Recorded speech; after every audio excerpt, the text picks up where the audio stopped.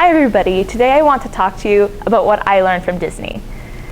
Disney taught me a lot about ambition, and specifically, it taught me about what my ambition should be, which is, of course, marriage.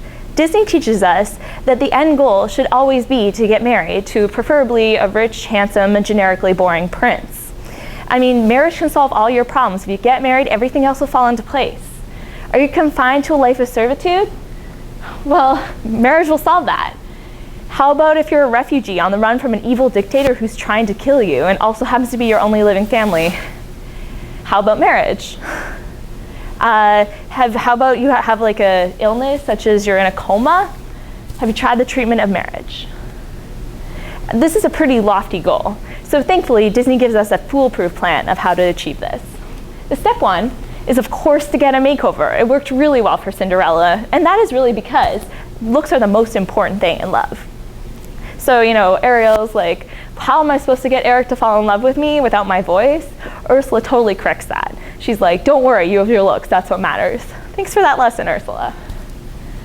So step two is, of course, to just do nothing. Why go and actively pursue your dreams when you could just sit there and somebody else will come rescue you? So I think nobody embodies that more than Aurora from Sleeping Beauty. She's a protagonist in her own movie that's actually named after her, yet in that 76-minute movie, she only has 18 minutes of screen time. And during those 18 minutes, she just has 18 lines. She manages to marry a prince and get all of her dreams and achieve everything she wants. And all she does is talk to woodland creatures and sing for 18 minutes.